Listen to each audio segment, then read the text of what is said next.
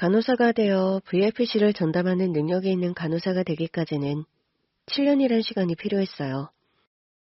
그동안 그만두고 싶을 만큼 말도 못하게 힘든 순간도 많았지만 간호사가 된 저를 자랑스러워하는 엄마의 응원 덕분에 여기까지 올 수 있었죠. 바쁘게 이리저리 뛰어다녀야 하던 때와는 다르게 전담 VIP 병실만 신경 쓰면 되기 때문에 전보다 일이 편해지긴 했어요. VIP실 특성상 더 세심하게 신경 써야 할 부분이 많아도 자부심도 있고 좋았습니다.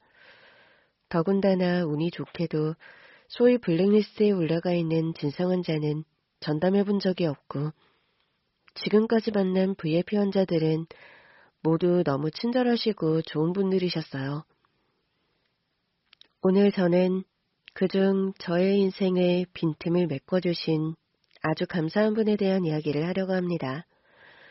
모기업 회장 사모님인 정유사님을 만난 것은 제가 VIP 일을 하게 된 지 얼마 안 된 1년 전이었어요.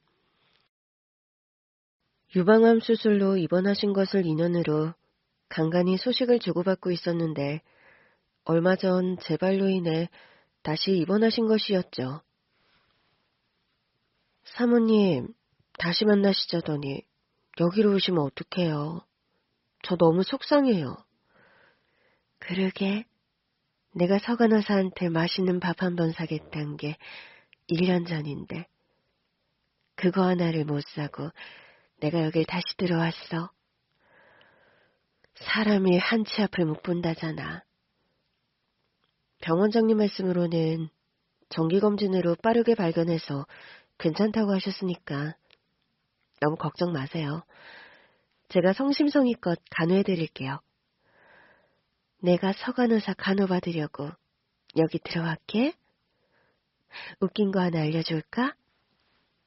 재발해서 입원해야 한다는 소리 듣고 나 이제 죽는구나 그 생각부터 들어야 하는데 서간호사 다시 볼 생각에 반가운 마음이 먼저 들지 뭐야. 여사님 농담이 지나치세요. 그만큼 서간호사랑 있었던 시간이 좋았다는 거지. 내가 다른 사람한테 말은 안 해도 암 치료라는 게 보통 일이 아니잖아. 그거 말 안 해도 다 알아주고 내 손발이 되어주는 서간호사가 있어. 작년 투병 생활이 견딜만 했거든. 이번에도 잘 부탁해, 응? 아무리 돈이 많은 기업 회장 상무라도 죽음 앞에 모든 사람은 평등해 다시 찾아온 투병 생활이 절망적일 만도 한데 여사님은 애교 있게 웃으며 오히려 저를 안심시켜 주었습니다.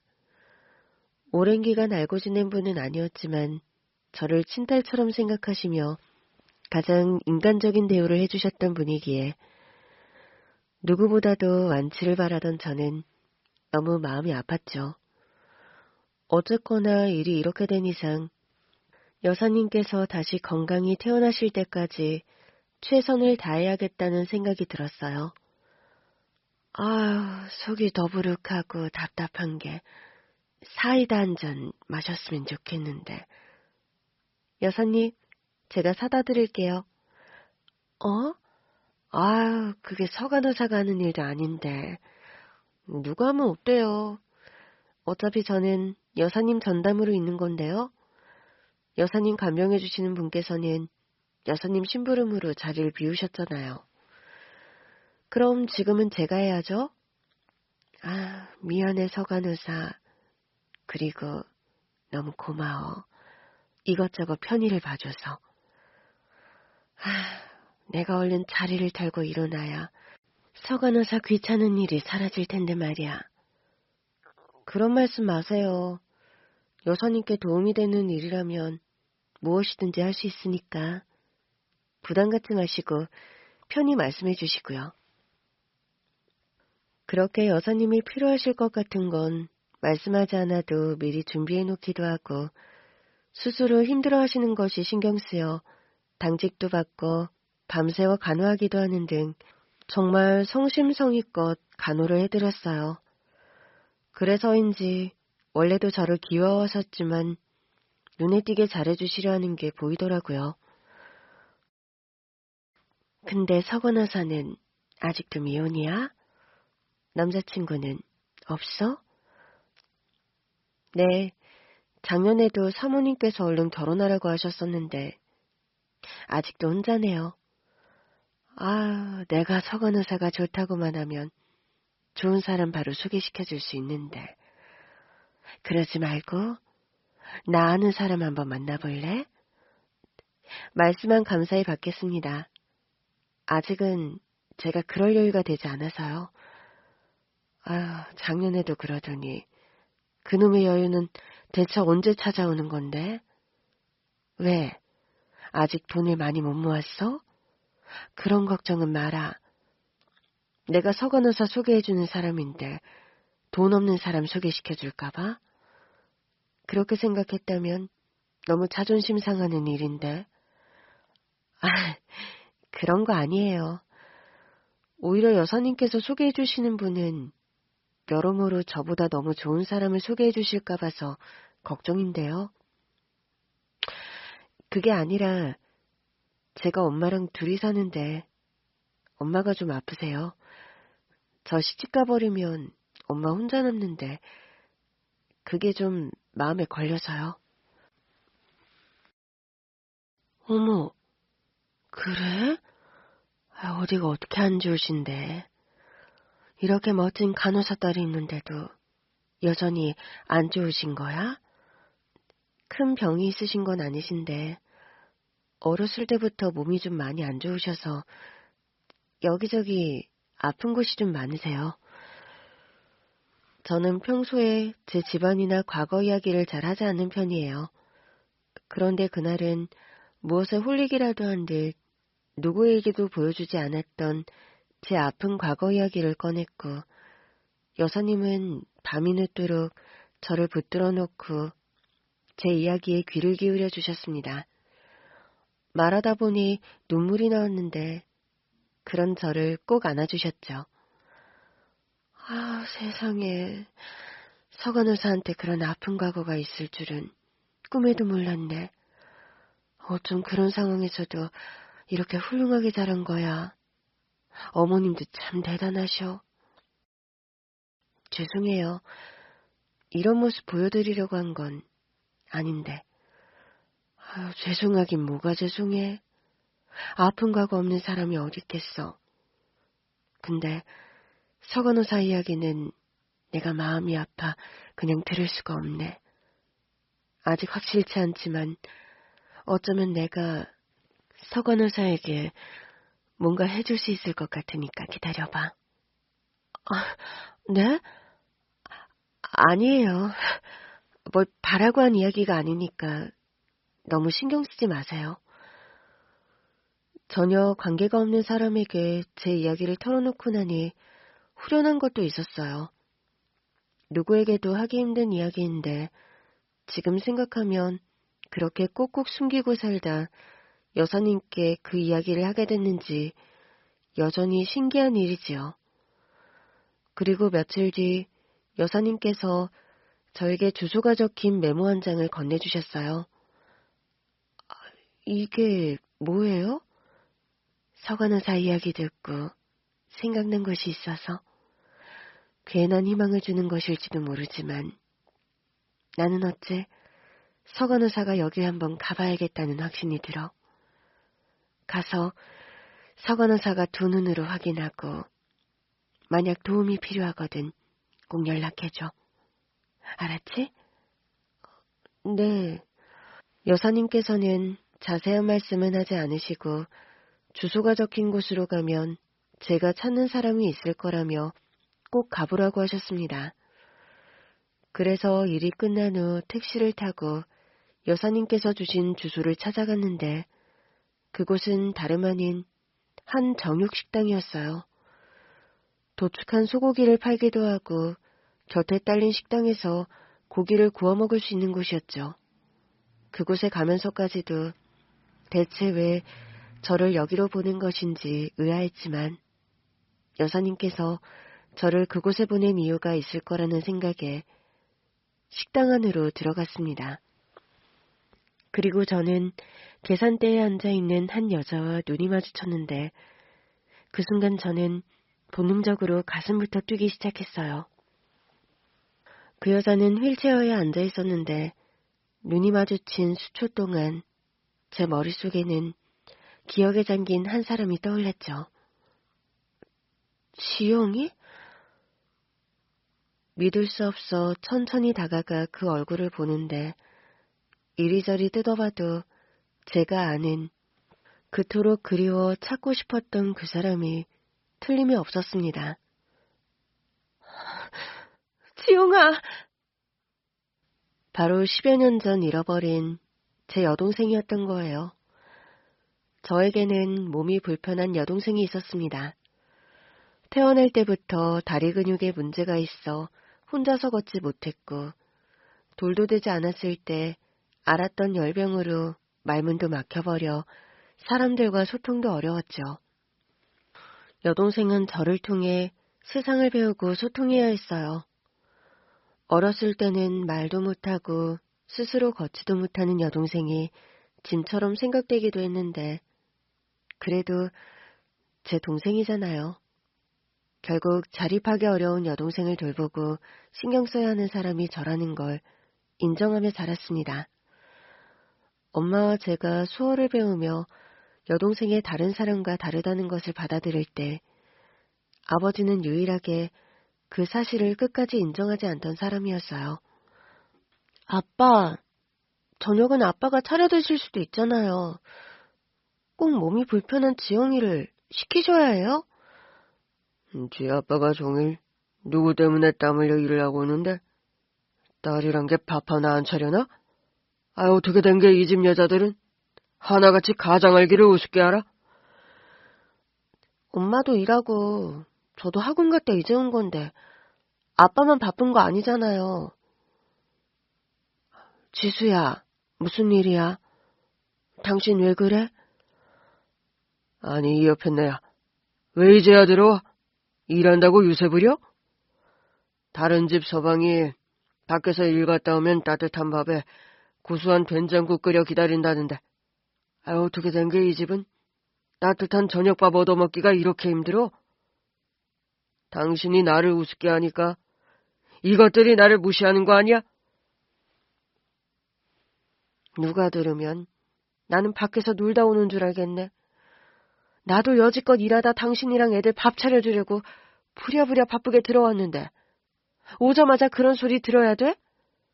그럼 다른 집 남자들처럼 밖에서 일할 필요 없게 돈이나 많이 벌어오던지 누구는 일하고 싶어서 이 시간까지 아픈 애 놓고 밖에 있다 오는 줄 알아? 뭐? 이 사람아, 내가 남들에 비해 적게 벌어다 줘? 이게 다 지영이 저것 때문에 그러는 거 아니야? 다들 멀쩡하게 태어나 잘만 살더구만. 어째서 서중만이 딸이 저런 하자로 태어나서 이 고생을 시키냔 말이야? 뭐라고? 하자? 지금 당신 말 다 했어? 지영아, 언니랑 방에 들어가자. 아버지는 기분이 좋지 않은 날이면 꼭 아픈 여동생을 걸고 넘어졌고 그런 날은 밤늦게까지 부모님이 싸우는 소리가 끊이질 않았습니다. 결국 엄마가 울고 아버지는 집을 나가버리는 것으로 끝나곤 했죠. 겨우 조용해지면 여동생은 늘 쓰던 노트를 가져와서 펜으로 사과를 하곤 했어요. 언니, 미안해. 너가 뭐가 미안해. 지영이 네가 잘못한 게 뭐가 있어서. 내가 아프지만 않았어도 아빠랑 엄마가 싸우는 일도 없었을 거고 언니도 아빠한테 혼날 일도 없었을 거 아니야. 다 나 때문에. 너 때문이 아니야. 한강에서 뺨 맞고 종로에서 화풀이 한다더니 아빠 또 밖에서 무슨 일이 있었나 보지. 맨날 저러잖아. 괜히 만만한 우리한테. 신경 쓰지 마. 엄마도 나도 너 때문이라고 생각하지 않으니까. 여동생은 집안의 불화가 모두 자기 때문이라고 생각했어요. 그렇게 생각하지 않게 하려고 신경을 쓴다고 썼는데도 부모님이 싸울 때마다 여동생은 더 위축되어만 갔죠. 아버지는 여동생에게 돈이 될 때마다 들으라는 듯이 불만을 높였고, 그때마다 엄마는 여동생이 듣지 못하게 하려고 다른 화제로 돌려 싸움을 하곤 했습니다. 제 어린 시절은 그런 날의 반복이었어요. 엄마, 그냥 아빠랑 이혼하면 안 돼? 너네 아빠가 퍽이나 해주겠다. 왜, 이혼하면 보기만 해도 짜증난다는 지영이 안 봐도 되고. 애교 없는 이 집 여자들이랑 싸울 필요 없어 좋을 텐데. 그것보다 남들 눈이 더 중요한 사람인데 아픈 딸 두고 이혼하겠어? 남들이 아픈 딸 무책임하게 버렸다. 그렇게 생각할까봐 절대 안 할 거다. 그러면 그냥 엄마가 소송이라도 해서 하면 안 돼? 아빠 때문에 지영이 저렇게 상처받은 거 너무 보기 힘들어. 엄마도 생각을 안 해본 건 아닌데 이혼하면 엄마만 이래선 너랑 지영이 키우기 현실적으로는 힘들어. 미안해 지영아. 조금만 참아. 응? 아니야. 엄마가 뭐가 미안해. 상황이 이런걸. 지영이도 아빠 자식인데 진짜 너무해. 솔직히 저희만 없었으면 엄마도 진작 아버지와 갈라서고 싶었을 거예요. 그런데 매달 여동생 치료비로 드는 돈이 있어 엄마도 일을 하고 있는 상황에 아버지와 헤어져 생활비에 교육비까지 감당하기엔 너무 힘이 들었겠죠. 이혼한다고 해서 분배받을 수 있는 재산이 많은 것도 아니고 양육비를 꼬박꼬박 주지 않을 확률도 있었으니까요. 그렇다고 마냥 불행하고 힘들었던 생활이었던 것만은 아니었습니다. 아버지가 없는 곳에선 여동생도 웃는 날도 많았고 공부도 썩 잘하는 편이었거든요. 우와, 엄마, 지영이 이번 기말고사도 평균 90점이 넘었어. 대박 아니야? 그러게, 우리 지영이 이러다가 서울대 가겠다. 시험 잘 봤으니까 지영이는 용돈 인상? 아니야, 나보다 잘하는 애들 많아. 남들이 무슨 상관이야. 지영이 네가 잘하면 장땡이지. 그렇게 따지면 나는 너보다 못한 건데. 아, 언니가 돼서 창피해 죽겠다. 언니는 체육을 잘하잖아. 달리기도 잘하고 피구도 잘하고 운동회 때 계주도 하고.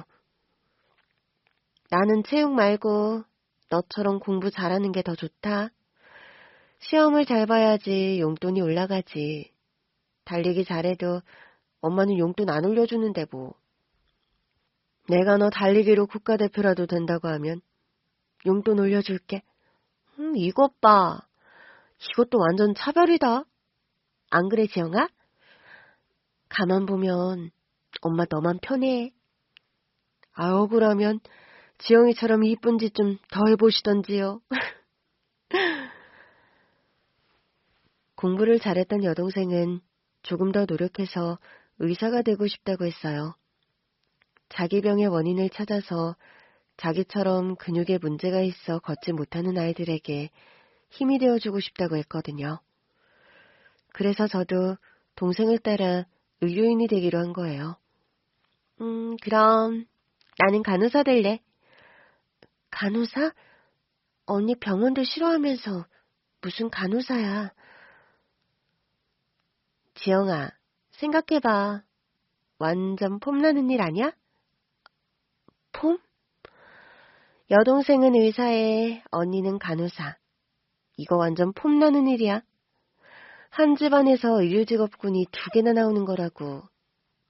나중에 병원 차리면 차량 구할 필요도 없어. 우리 둘이 딱 하면 돼. 그러니까 너는 언니만 믿고 공부만 열심히 해. 알았어? 그러다 나 의사 못 되면 어떡해. 언니만 간호사 되면? 그런 건 없어. 너가 의사 될 때까지 계속 공부하면 되지? 언니가 돈 벌어서 10년이고 20년이고 너 학비는 문제없이 다 대줄 테니까 의사가 꿈이라면 절대 포기하지 마. 여동생은 자기 처지 때문에 의사라는 명확한 꿈을 가졌던 아이지만 저는 딱히 꿈이랄 것도 없던 차였습니다. 여동생도 아프고 사실 엄마도 티를 안 낼 뿐 원체 몸이 약해 잔병이 많으신 분이었어요. 가족에게 필요한 사람이 되고 싶다는 생각이 들자 저에게도 간호사란 직업이 딱이란 생각이 들었죠.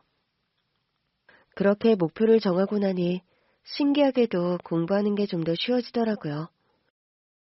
간호대에 들어가려면 반드시 필요한 점수가 있었으니까요. 뭐? 간호사? 네 성적이 무슨 간호사야? 허튼 소리 하지 말고 고등학교 졸업하면 바로 취업이나 해. 대기업 생산직으로 들어가면 돈도 기가 막히게 번다더라. 돈 벌려고 하는 게 아니라 지영이도 아픈데 내가 간호사가 되면 어쨌든 도움은 될 거 아니에요. 아, 누가 너더러 지영이 책임지랬어? 그냥 네 앞가림이나 잘해. 지영이는 내가 알아서 할 테니까. 아, 애가 꿈이 있다고 하면 밀어줘야지. 어떻게 아빠란 사람이 그래? 아, 관둬. 내가 알아서 보낼 테니까 지수가 간호사가 되든 뭐가 되든 당신은 신경 쓰지 마. 당신은 이래서 문제야. 아, 엄마란 사람이 정신이 제대로 박혀 있어야 애가 헛꿈을 꾸면 그게 아니다 하고 올바른 길로 인도를 해주지. 지수 저게 평생 제대로 된 성적표를 가져오기나 했어? 학원비는 학원비대로 다 까먹고 맨날 뒤에서 놀던 애가 간호사는 무슨 얼어 죽을 간호사야. 대기업 생산직으로 들어가면 돈도 많이 벌고 적어도 시집갈 자금은 빨리 모으겠지. 그렇게 시집이나 가버리면 그만인 것을. 간호사는 무슨?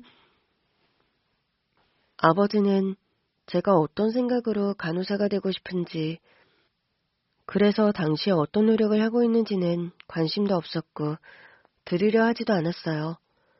그럴수록 저는 더 공부에 매달렸고 고등학교 2학년이 되어서야 비로소 담임 선생님에게서도 긍정적인 대답을 들을 수 있었죠. 지수, 이대로만 하면 충분히 되겠다. 원하는 대학에 간호학과 갈 수 있을 거야. 정말요? 진짜 다행이다. 지수, 간호사 되고 싶은 거 아픈 동생 때문이지? 꼭 지영이 때문이라고 할 수는 없지만 지영이가 동기부여가 되긴 했어요. 지영이 참 든든하겠다. 이런 언니 있어서. 부모님께서도 정말 뿌듯해 하실 거야. 그렇게 끈질긴 노력 끝에 저는 원하던 대학에 들어갈 수 있었고 제가 당당히 합격증을 보여주었을 때 아빠는 아무 말도 못했죠. 그때 저는 세상을 다 가진 듯 너무 기뻤어요. 무엇보다도 제가 그렇게 해내는 모습이 지영이에게 큰 도움이 될 거라고 생각했거든요. 제게 자극을 받아 여동생도 의대에 들어가겠다는 결심을 굳힐 수 있을 테니까요. 그런데 여동생의 수능날 정말 상상도 못한 일이 벌어진 겁니다. 어쩌지? 나 실습 때문에 지영이 수능날 못 올 것 같은데. 엄마도 일 있다며. 괜찮아. 지영이처럼 몸이 불편한 수험생을 돕는 서비스가 있더라. 그거 신청하면 우리 없어도 지영이 수능 시험장에 데려다주고 끝나면 집으로 데려다준다고 하니까 걱정하지 마. 관도 뭐로 남의 손에 맡겨? 내가 데려다 줄 테니까 신경 쓰지 마라. 아빠가요? 저희 일에 전혀 관심이 없었던 아빠가 처음으로 한 제안이었어요. 그때 이상하다는 생각부터 했어야 했는데 저는 아빠가 나이가 들면서 생각이 바뀐 거라는 대단한 착각을 했던 겁니다. 그렇게 지영이의 수능날이 됐고 저는 전날 와서 응원을 해주었어요. 엄마도 이른 아침에 일을 나가봐야 해서 새벽부터 일어나 동생 도시락을 준비했고요. 지영아, 잊지 않았지? 이번 시험 망하더라도 내년도 있고 내후년도 있으니까 긴장하지 마. 실수하지 않고 네 실력대로 보는 거, 그게 제일 중요해.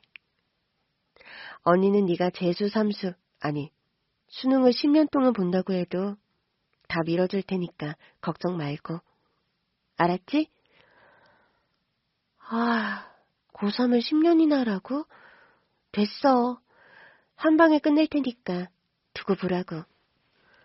여동생은 자신의 결혼한 의지를 담은 글자가 쓰인 노트를 보여주며 잘하고 오겠다 비장한 표정을 지어 보였죠. 시험을 잘 보든 못 보든 그런 건 상관이 없었어요. 아픈 여동생이 꿈을 가지고 그 꿈을 이루려고 노력하는 그 과정이 저는 너무 보기 좋았으니까요. 그런데 여동생이 시험도 보지 못할 거라는 생각은 전혀 하지 못했죠. 이게 무슨 소리야? 지영이가 수능을 안 봤다니. 엄마, 말 좀 해봐. 이게 다 내 잘못이지. 이게 다 내 탓이야. 일을 그만두고서라도 내가 지영이를 데려갔어야 하는데. 엄마, 그게 무슨 말이냐고. 아빠가 지영이 데려가겠다고 했다며. 네 아빠가 지영이 수능 못 보게 하려고 데려가서 엄한 데 데려갔단다. 시험장에 들어가 보지도 못했대. 그게 무슨 말이야? 아니, 시험을 못 보게 했다고? 아빠가? 왜? 내가 아니. 네 아빠 속을 내가 어떻게 알겠어? 엄마는 속상해서 오열했고 여동생은 이불을 뒤집어 쓴 채였습니다. 너무 어처구니가 없고 속상했어요. 그 시험 하루를 위해 여동생이 얼마나 많은 노력을 했는데요. 그때 아버지가 퇴원이 돌아오셨고 저는 다짜고짜 따져 물었죠. 아빠, 어떻게 된 거예요? 아빠가 지영이 시험장에 데려다 준다고 했잖아요. 서지수, 네 엄마가 저렇게 꿈속에 살면 너라도 정신을 바짝 차려야 하는 거 아니냐? 네가 된다고 지영이가 되겠어? 지영이 저거 몸이 저래 수업 빠진 적도 여러 번인데 지가 어떻게 대학을 가? 뭐? 의대? 아이고, 정말 환장한다, 환장해. 지영이 성적이면 기대해볼만 했어요. 의대가 아니면 어때요? 다른 서울권 대학도 충분히 들어갈 수 있는 성적 받았을 건데 시험은 보게 했었어야죠. 아빠가 생각하지 못하는 점수가 나올지라도 시험은 보게 했었어야죠. 너 학교 다니고 네 엄마 일 다니는데 저게 대학 붙는다고 혼자 대학 다니겠냐? 생각을 해봐라, 생각을. 현실적으로 좀 생각해보라고. 어떻게든 갔을 거예요. 지영이 애 아니에요. 혼자서 학교도 다녔는데 뭐가 문제예요?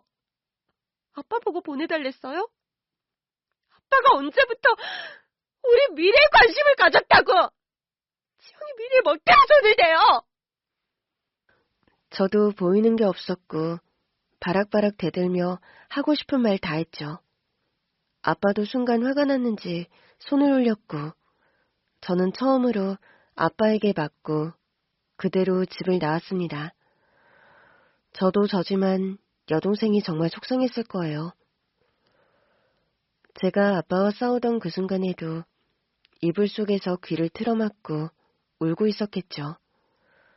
너무 속상해 기숙사에 돌아와 몰래 가져온 술에 취할 때까지 마셨어요. 다음날 수업이 끝난 후 집에 들러 다시 여동생을 만났죠. 지영아, 언니가 그랬잖아. 재수 삼수해도 상관없다고. 고3 10년 하는 건 좀 최악이지만 재수로 한번 끝내보자. 언니가 졸업하는 대로 바로 집 얻어볼 테니까 거기서 같이 살면서 공부하자.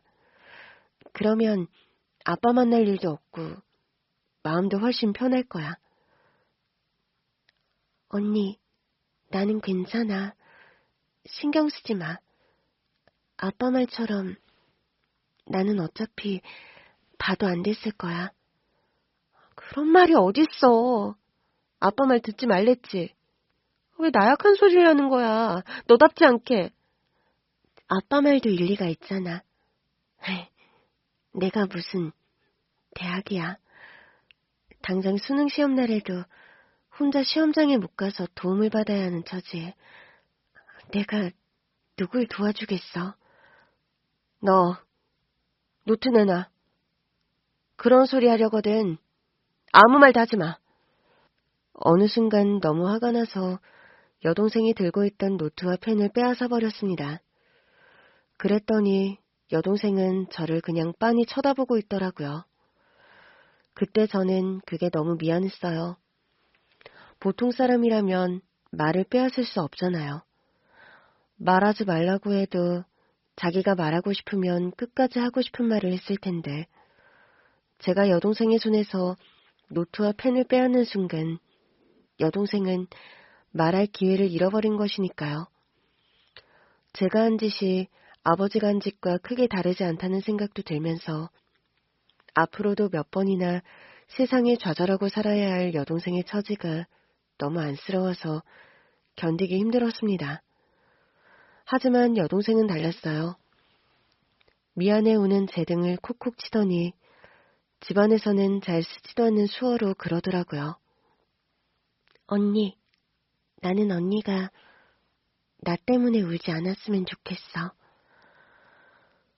그 수어를 읽고 저는 휠체어에 앉은 여동생의 무릎에 얼굴을 묻고 철없이 더 크게 울어버리고 말았습니다. 그 뒤 저는 큰 결심을 했어요. 어떻게든 여동생이 의대에 갈 수 있도록 최대한 서포트하기로 했거든요. 엄마도 등록금은 어떻게든 마련해보겠다고 했고 저는 졸업하자마자 일자리를 얻고 대출을 받아 집 보증금을 마련하려 했죠. 그러던 어느 날 엄마로부터 급한 연락을 받게 된 거예요.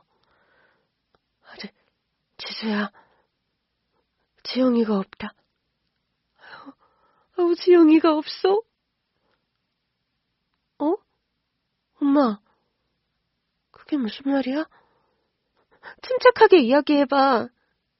지영이가 없다니. 지영이가 왜 없어? 아빠가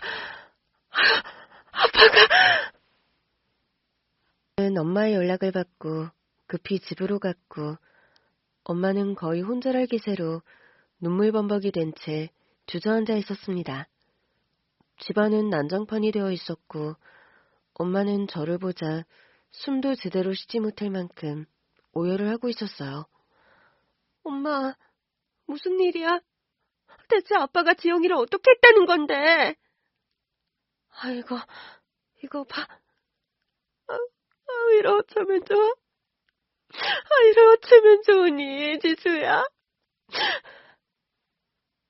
엄마가 건넨 휴대전화에는 아버지가 남긴 문자 메시지가 있었어요. 지영이 데리고 잘 살아주겠다는 좋은 집에 있어. 보냈으니까 그렇게 알아. 저는 그게 무슨 말인지 이해가 안 갔어요. 그래서 그 짧은 문장을 읽고 또 읽었는데도 도무지 이해가 안 되더라고요. 엄마, 이게 대체 무슨 말이야? 지영이를 데리고 잘 살아주겠다는 좋은 집? 이게 무슨 개소리야! 네 아빠가 전부터 일찍 시집이나 보내야겠다고 그래야 속이 편하겠다 그러더니 기어이 진짜 지영이를 보내버린 모양이야. 아니, 그게 말이 돼? 누구 마음대로 시집을 보내? 누구한테? 아빠 어딨어? 아빠! 사람이 당장 할 수 있는 게 없으면 정말 돌아버리겠더라고요. 여동생의 방에 갔지만 여동생은 정말 증발이라도 한 듯 흔적도 보이지 않았고 아버지는 그날도 그 다음 날도 집에 들어오지 않았습니다. 경찰에 신고도 해봤지만 아버지가 데리고 나갔다는 이유로 접수조차 되지 않더라고요. 아빠는 그로부터 3일째 되는 날에서야 집으로 돌아왔어요. 아빠, 지영이는? 지영이는 어딨어요? 왜 혼자 와요? 지영이는 어디 있는데요? 지영이 좋은 곳으로 갔으니까 이제 신경 쓰지 말고 네 삶이나 살아라. 아빠! 언제까지 그 곡 데리고 살 생각이었는데? 야, 서지수, 너는 시집 안 갈 거냐? 이게 다 너를 위해서야? 그거 하나 때문에 지금 피해를 보고 있는 사람이 한둘이냐? 20년이면 부모로서 가족으로서 할 만큼 했어. 지영이 그거 마음에 들어 같이 살겠다는 사람 있어 보냈으니 그렇게 알아라. 이 미친놈. 이 미친 새끼야! 내 딸 어딨어? 내 딸 어딨어? 엄마 진정해. 내가 찾을게. 진정해. 내 딸 내놔. 당장 내 딸 데려와! 저나 엄마나 3일 동안 제대로 먹지도 자지도 못한 상황이었지만 엄마는 원체 몸이 약했던 터라 더 상황이 좋지 않았어요. 정신 나간 사람처럼 당장 눈에 보이는 냄비를 들고 아버지에게 달려들며 잡아먹을 듯이 절규하고 소리를 질렀죠. 처음 보는 엄마의 모습에 저도 당황할 정도였고 아버지도 마찬가지로 좀 놀란 것 같았습니다. 하지만 아버지는 흔들리지 않았어요. 이게 다 가족을 위한 일이라는 헛소리를 늘어놓으며 여동생이 어디로 갔는지 절대 입을 열지 않았죠. 끝까지 입을 열지 않는 아버지에게 저희 모녀는 무릎을 꿇고 빌기도 했습니다. 아빠 제발요. 이렇게 부탁드릴게요. 지영이 어디 있는지 알려주세요. 지영이 데려와야 해요. 지영이 이렇게 보내면 안 돼요. 어떻게 지영이를 이렇게 보내요? 지수 아빠, 제발, 응? 그러지 말고, 지영이 어디 있는지 그것만 알려줘. 내가 그러면 당신이 하라는 대로 다 할게. 뭐든지 내가 허튼 소리 않고 할 테니까. 제발 우리 딸 어디 있는지 알려줘. 그 아픈 애를 안 그래도 아파서 자기 버릴까봐 전전긍긍하던 애를 그렇게 보내버리는 게 어딨어. 제발, 지수 아빠. 제발, 제발, 그건 처음 듣는 말이었는데 어렸을 때 하도 아버지가 그런 소리를 하니 엄마한테 혹시 자기 버릴 거냐, 버리지 말아달라 그런 이야기를 한 적도 있나 보더라고요. 그 이야기를 듣는데 정말 가슴이 찢어질 것 같았습니다. 결국 아버지에게 버림을 받은 거니까요. 다 큰 성인이니 혼자서 어떻게 도망쳐 나오면 되지 않겠냐고 생각하실 수도 있지만 제 여동생은 몸이 불편해 스스로 움직일 수도 없고 더군다나 말을 못해요. 그러니 누군가의 도움 없이 다시 돌아오기 굉장히 어려운 상황이었다는 겁니다. 그래서 어린아이 잃어버린 듯이 더 초조하고 애가 탔던 거예요. 엄마, 죽이라도 좀 먹어. 먹어야 힘이 나지. 먹어야 지영이도 찾을 거 아냐. 내가 살아서 뭐하니? 더는 살아서 뭐해? 자기 딸 하나도 지키지 못한 엄마가 대체 살아서 뭐하냐고. 엄마, 그러지 말고 정신 좀 차려. 사람이 엄청난 스트레스를 받으면 하룻밤새 머리가 다 새버리는 거 아시나요? 엄마가 그랬습니다. 아버지는 두 모녀의 성화에 못 견디겠다는 듯 또 집을 나가버렸고, 유일하게 여동생이 어디 있는지 알고 있던 아버지와 연락이 끊기자 엄마는 밤새 시름시름 앓았어요. 그리고 정말 머리가 새하얗게 새어버린 겁니다. 엄마에게도 저에게도 여러모로 너무 충격적이고 힘든 시간이었어요.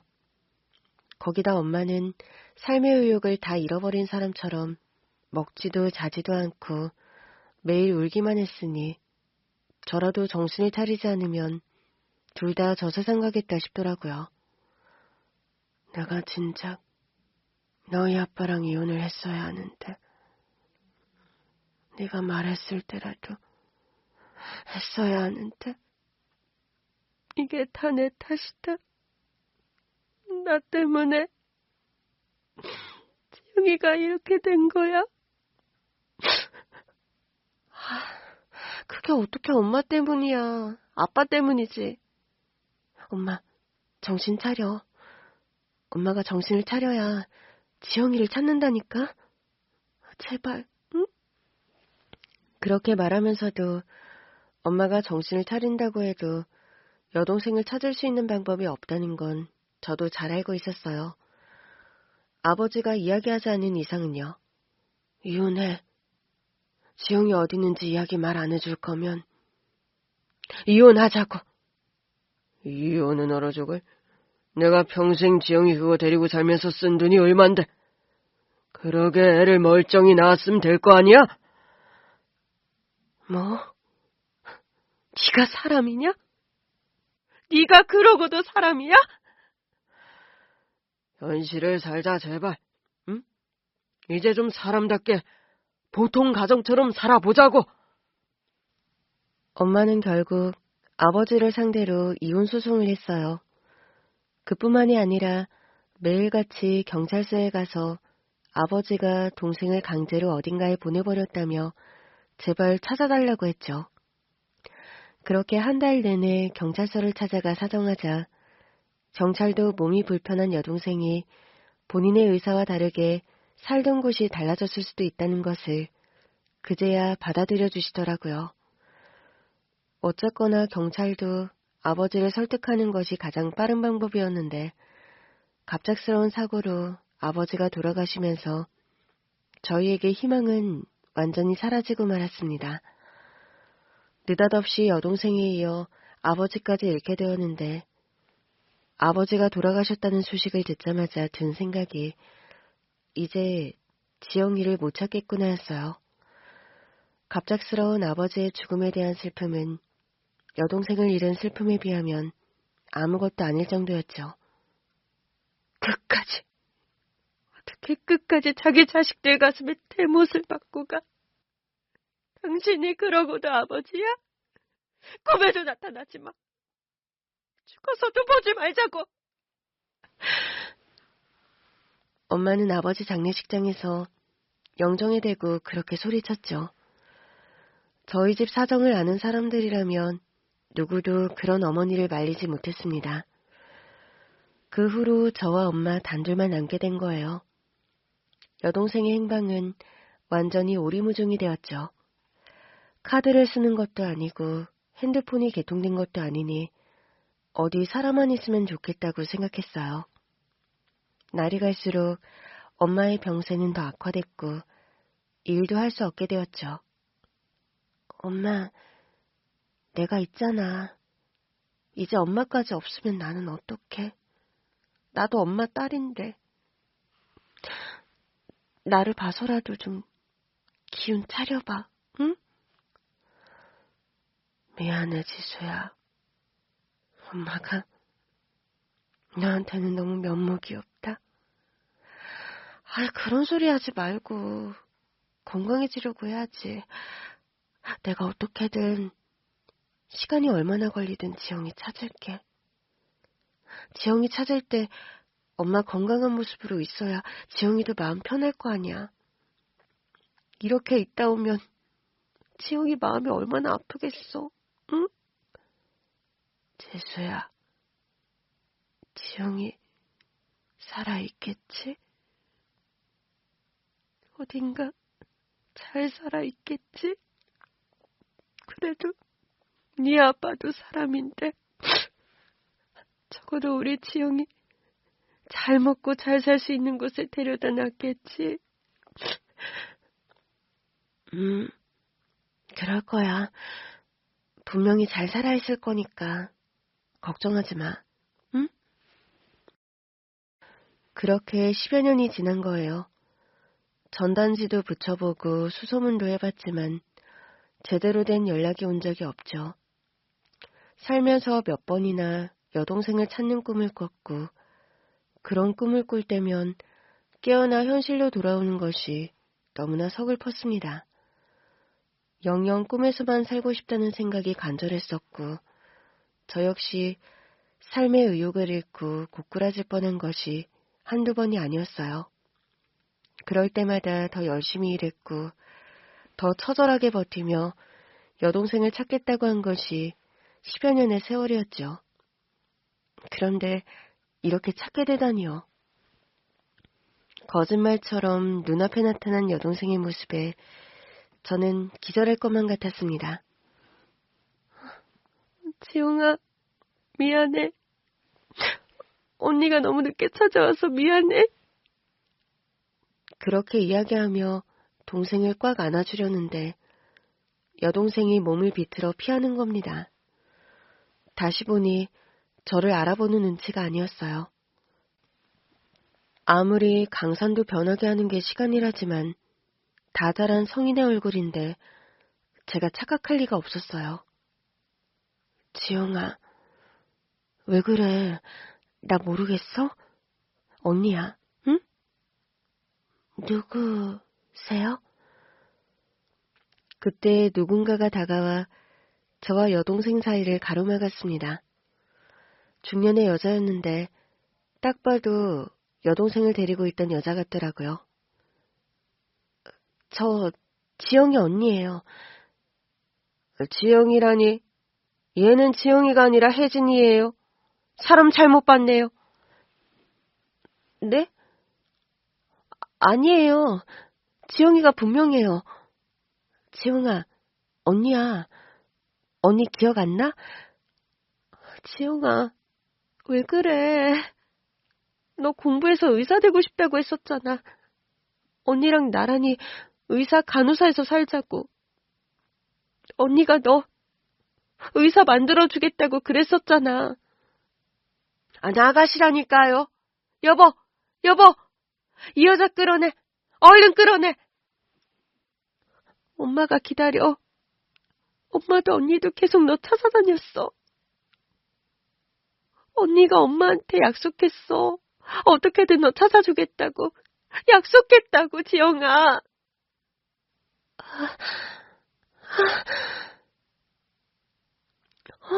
지영아, 언니야, 언니. 기억나지? 아, 이 여자가 진짜. 당장 안 꺼져? 무슨 이유인지 저를 못 알아보는 것 같았던 동생에게 자꾸 제 목소리를 들려주며 이야기해주자 저를 알아보는 것 같았습니다.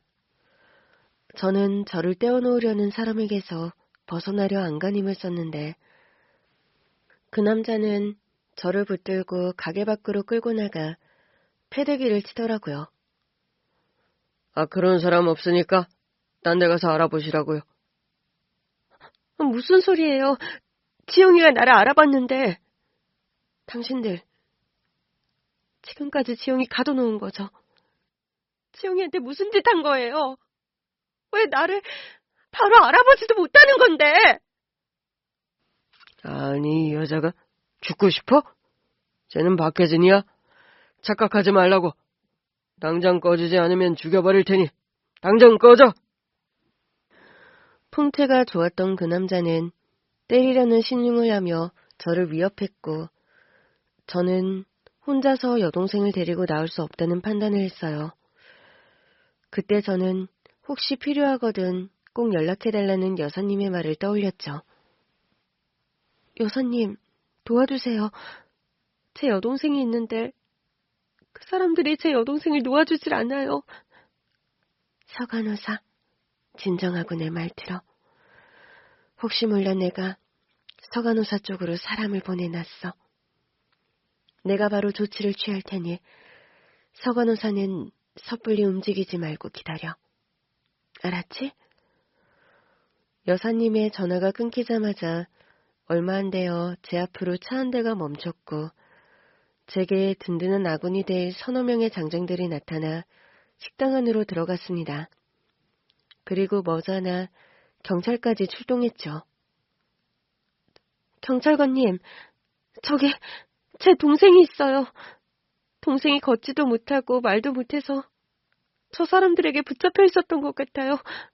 제 동생 좀 도와주세요. 제발요. 저는 경찰을 붙들고 자초지종을 이루며 여동생을 찾아달라 사정했어요. 그쪽에서는 극렬히 저항하며 여동생을 자기 며느리라고 소개하더라고요. 얘는 박혜진이에요. 우리 아들이랑 결혼한 우리 며느리라고요. 이상한 여자 말을 듣고 이렇게 우르르 몰려와서 위협하는 거? 이래도 되는 거예요? 신고가 들어왔으니 조사는 해야 해서요. 당사자랑 직접 이야기하고 싶은데 지금 박혜진 씨는 어디 있습니까? 걔는 지금 안정이 필요해서 따로 뒀어요. 왜 미친 여자가 소리를 바락바락 지르는데 애가 얼마나 놀랐겠어요. 우리 며느리는요. 굉장히 예민한 애라 이렇게 낯선 사람들 많으면 힘들어해요. 낯선 사람 힘들어하는 애를 카운터에서 일을 시켜요? 허튼 수작 부리지 말고 내 동생 어딨어요? 당장 데려와요. 사장님, 맞든 아니든 일단 대면 조사는 해야 해요. 사장님 말이 맞으면 질문 몇 번으로 끝날 일인데 왜 당사자를 못 만나게 하세요? 아니, 내가 말했잖아요. 우리 애가 예민하다고. 그때였습니다. 여사님이 보낸 사람 중 한 명이 나선 거예요.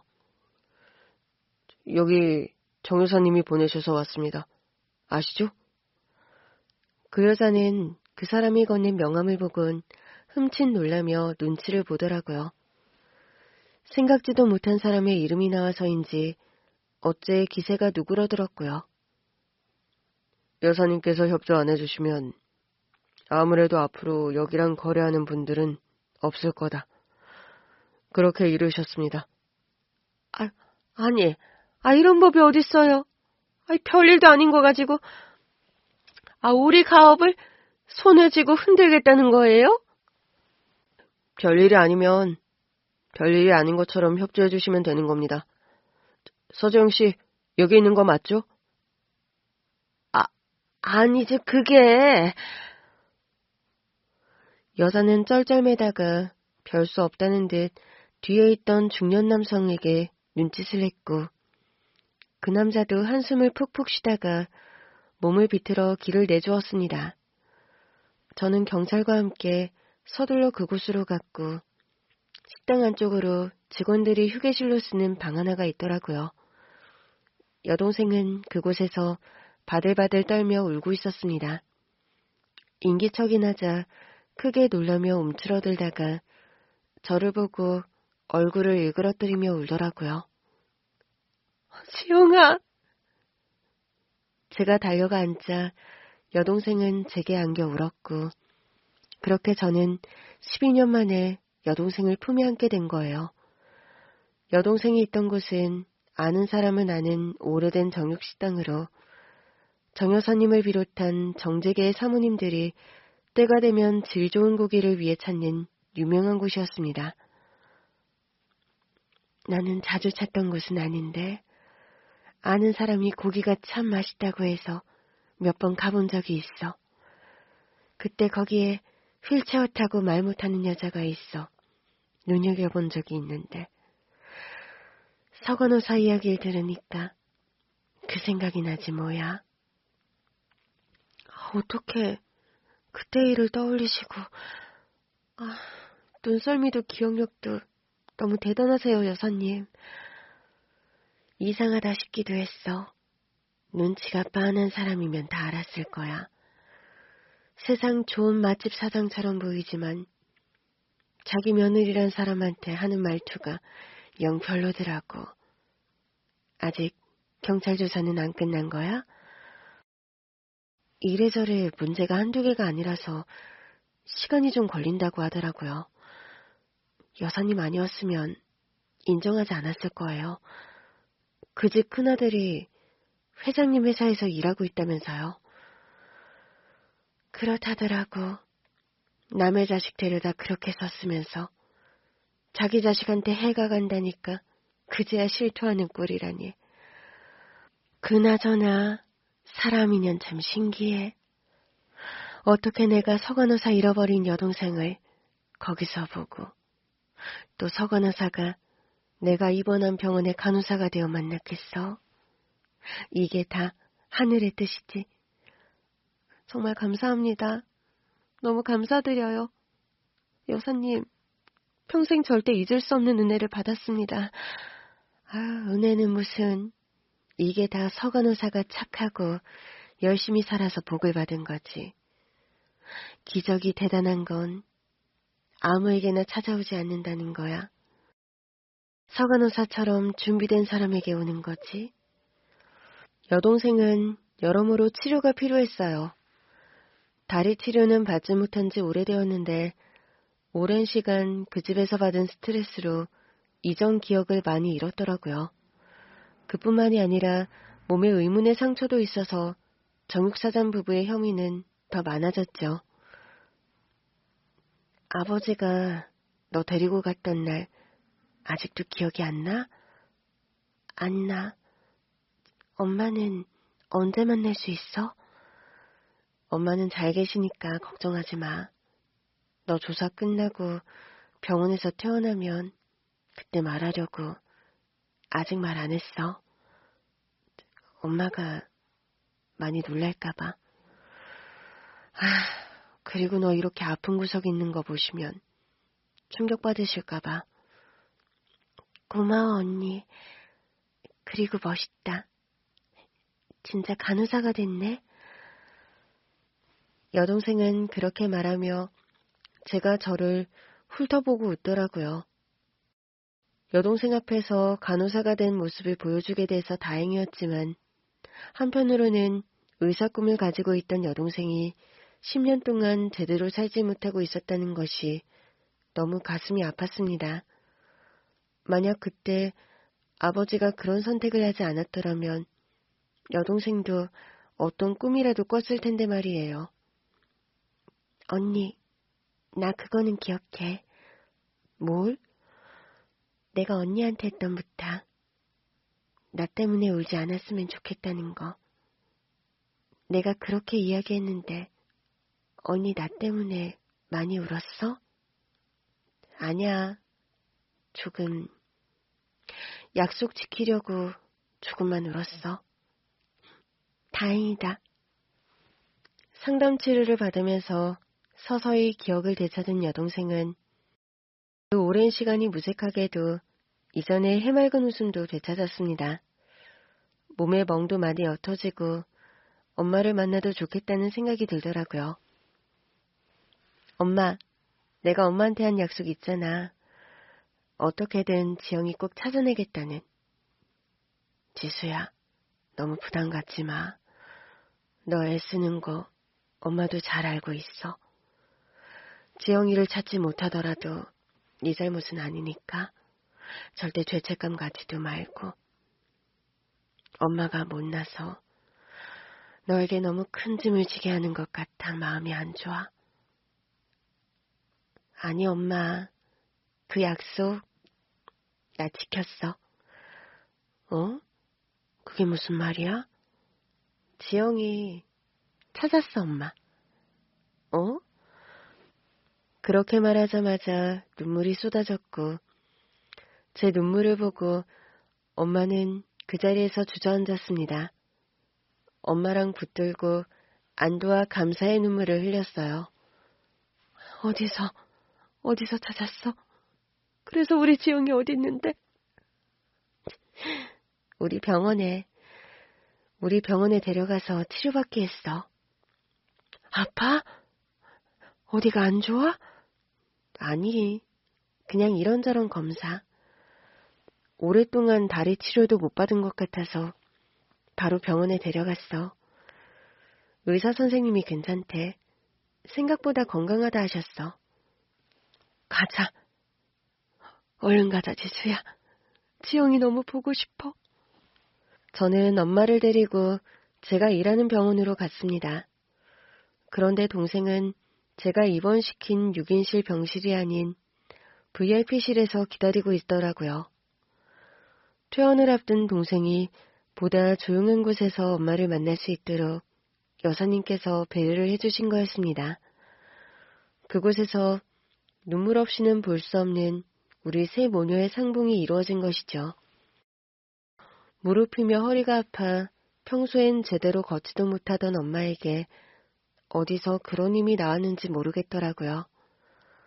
여동생에게 달려가 안겨 오열하는 엄마의 울음소리에 VIP 병실에 있던 모두가 숨죽여 함께 눈물을 흘렸죠. 잘됐다, 서간호사.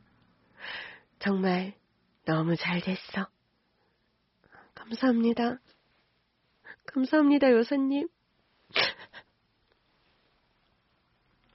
여사님은 제 손을 잡아주시며 저보다 더 기뻐해 주셨어요. 세상에 이보다 더한 은인이 어딨겠어요. 저에게는 목숨도 내어드릴 수 있을 정도로 너무 감사하신 분입니다. 여사님은 그뿐만이 아니라 그 사장부부가 적법한 처벌을 받을 수 있도록 힘써주셨어요. 그 악질 사장부부는 아버지와 손을 잡고 몸에 문제가 있는 자기 둘째 아들과 제 여동생을 함께 살도록 한 거였습니다. 아무리 성인이라 한들 제 여동생은 스스로 거절하고 도망칠 수 있는 힘이 없었기 때문에 법원에서는 그 점을 위중한 문제라고 받아들였고 사장부부는 실형을 살게 되었죠. 얼마가 됐든 그동안 저희 세모녀의 상처는 치유되기 어렵겠지만 그에 따른 위자료도 받을 수 있도록 해주셨어요. 지수야, 엄마가 좋은 떡을 좀 했는데 여사님이 좀 좋아하시려나? 이거 다 엄마가 직접 농사지은 콩으로 한 거야. 농약도 하나도 안 치고 건강한 콩으로. 엄마, 고생스럽게 뭘 이런 걸 했어. 여사님은 내가 어련히 알아서 챙기는데. 뭐라도 철마다 해보내야 내 마음이 좀 편해서 그래. 여사님 아니었으면 지금 지영이가 어떻게 우리 곁에 있겠어? 알지. 여사님 떡 좋아하시는 건 어떻게 알고 콩떡을 했대? 그래? 아유, 너무 다행이다. 또 좋아하시는 거 뭔지 넌지시 좀 알아봐. 엄마가 뭐든 다 해드릴 테니까. 여사님은 재발된 암수술도 무사히 잘 끝내시고 항암 치료까지 끝내셨어요. 행여나 건강을 되찾지 못하실까봐 걱정이었는데 너무 다행이었죠. 돈도 명예도 모든 걸 다 가진 분에게 엄마가 직접 농사지어 만든 콩떡을 전해드리는 게 어쩐지 민망하기도 했지만 여사님은 세상에서 가장 행복한 표정으로 떡을 받아주셨습니다. 사람들은 나한테 뭘 줄 때 어디서 귀한 거다, 저기서 귀한 거다 싶은 거 찾아서 주는데 나는 세상에 사람 마음보다 더 귀한 건 없다고 봐. 서간호사 어머님이 주신 마음처럼 말이야. 그렇게 생각해 주셔서 너무 감사드려요. 뭐든 보답해드리고 싶은데 가진 게 이것뿐이라는 생각에 너무 죄송했거든요. 서간호사, 이제 동생 문제도 해결됐겠다. 내가 소개시켜주는 사람 좀 만나보겠어? 네? 제가 그래도 될까요? 그래도 되지. 그럼. 실은 우리 조카놈이거든. 네? 여사님 조카분이요? 그런 분을 제가... 너무 부담 갖지 마러. 나야 대단한 기업 회장 사무소리 듣지만 내 여동생은 낭만이 먼저라. 아빠 반대 무릅쓰고 예술가한테 시집갔거든.